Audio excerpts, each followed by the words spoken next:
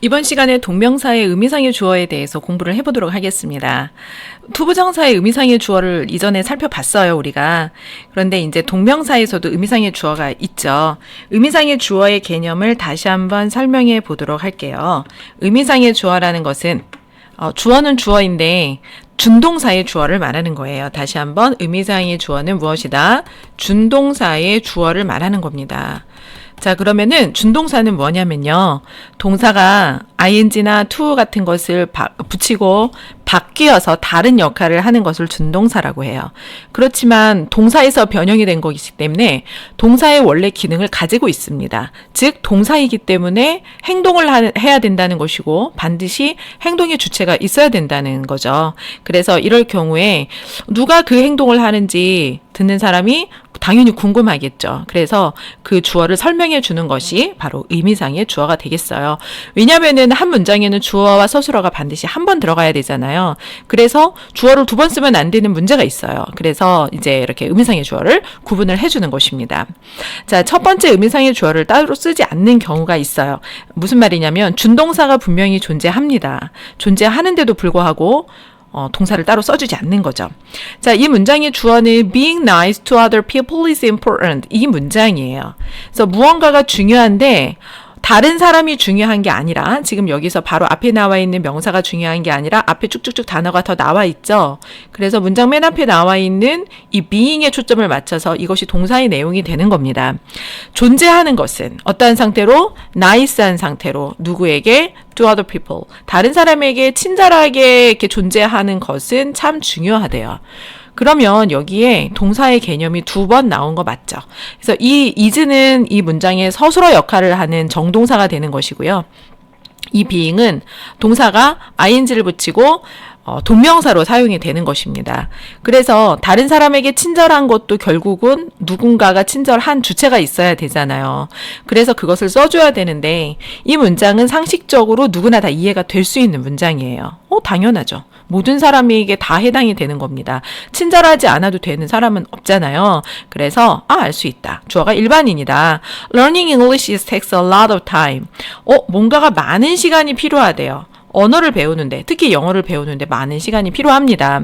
그래서 이때도 영어는 많은 시간을 필요로 해라고 해도 되지만 영어를 학습하는 데 있어서 그거를 내 걸로 마스터하는 데 있어서 시간이 많이 걸린다라는 느낌의 learn을 사용했어요. 이 주어로. 그래서 이 learn, 배우다라는 동사가 learning이 됨으로써 배우는 것이라는 배우는 것이라는 명사로 기능을 바꿨습니다.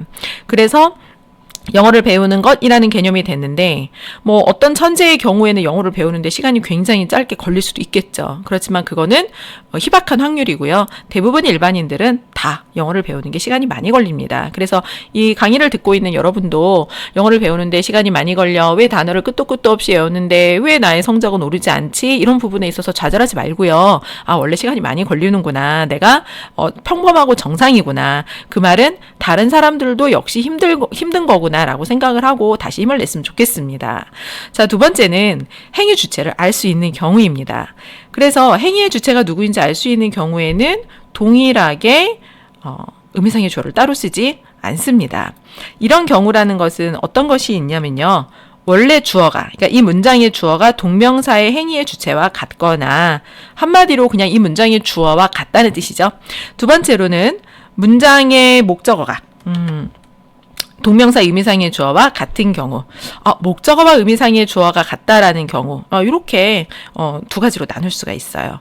그래서 이런 경우에도 의미상의 주어를 따로 쓰지 않습니다. 예문을 볼게요. I enjoy being alone. 내가 지금 즐기고 있어요. 뭘 즐길까요? 내가 즐기는데 존재하는 것을 즐기고 있어요. 혼자 있는 것을. 그러면 즐기는 것도 나고요. 혼자 있는 것도 납니다. 그래서 이 문장의 주어와 동일하죠. 그래서 첫 번째 경우에 해당이 되는 거예요. 이게 지금 첫 번째 경우에 해당이 된다고 보겠습니다. Do you mind wait a minute? 너 싫으니? 1분 기다리면? 잠깐 기다리면? 그래서 이 경우도 마찬가지죠. 기다리는 것도 싫어하는 것도 당신이 되겠습니다. 자, I congratulated her on passing the exam. 나는 그녀에게 축하를 했어요. 그런데 뭘 때문에 축하를 했냐면요. 시험에 합격을 했어요. 축하할 일이죠. 시험에 합격을 했는데 축하를 누가 하냐면요. 내가 합니다. 지금. 그런데 패스한 것은 누가 할까요? 그녀가 패스했어요.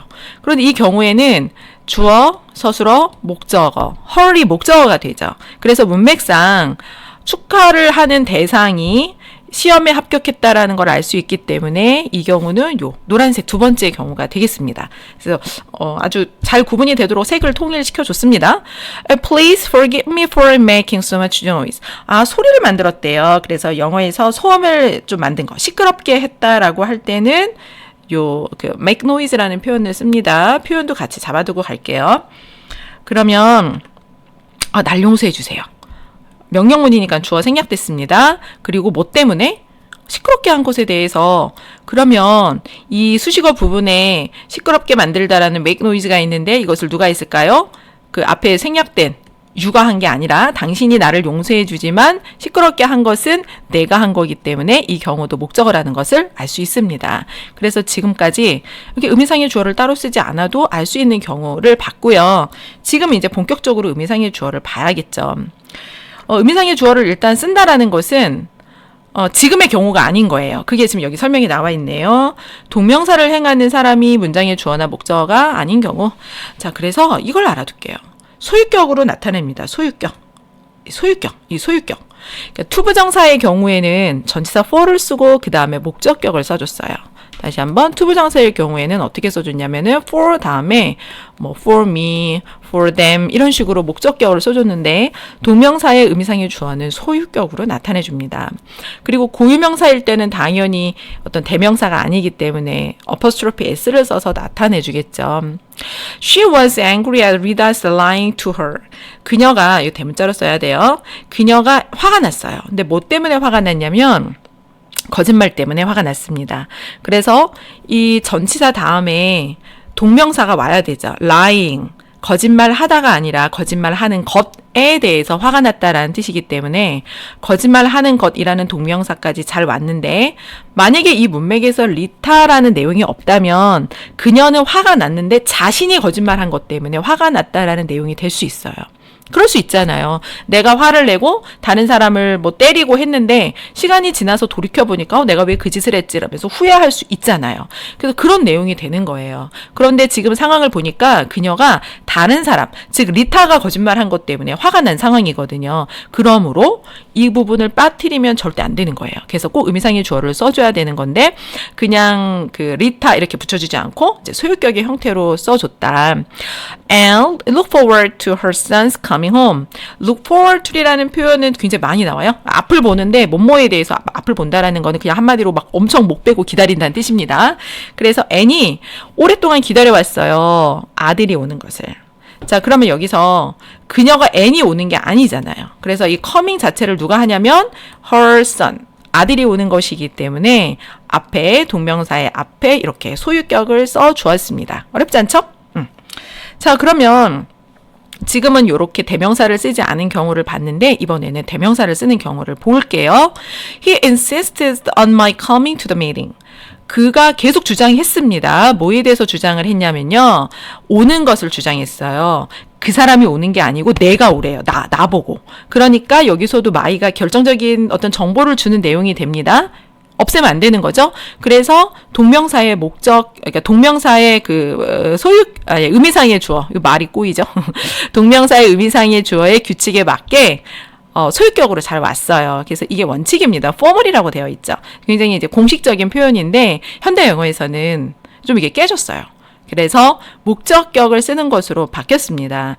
고등 모의고사에서 이 두 가지 표현이 다 혼용돼서 나오기 때문에 이렇게 목적격이 온다 하더라도 당황하지 마시고요. 해석을 잘 해주시면 좋겠습니다. He insists on me coming 그러면 걔가 나에 대해서 나를 주장했다는 얘기인가? 뭘 나를 고집했다는 건가? 이제 이렇게 해석이 좀 꼬일 수가 있어요. 그래서 이걸 좀 기억해 줘야 되는 내용이에요.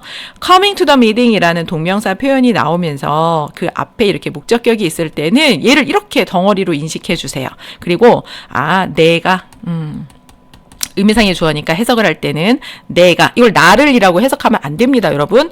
내가 오는 것에 대해서 주장을 했구나 이렇게 이해를 하고 가면 돼요. 내가 오는 것을 뭐 했다? 주장했다. 자, 그래서 현대 영어에서는 소유격 말고 그냥 목적격도 쓴다. 이렇게 알아두면 오늘 의미상의 주어가 간단하게 정리가 될 것 같아요. 이거 참고로 제가 의미상의 주어가 없을 경우에는 아까 말한 대로 그가 회의에 올 것을 주장했다. 자기 왕따 당했나 봐요. 자기 회의 가고 싶은데 가서 꼭 할 말이 있는데 자기 참석 자격이 없는 걸 알고 자기도 가야 된다고 주장하는 내용이 되겠죠. 네, 그래서 이렇게 이해가 잘 됐죠? 오늘 의미상의 주어를 여기까지 하겠습니다.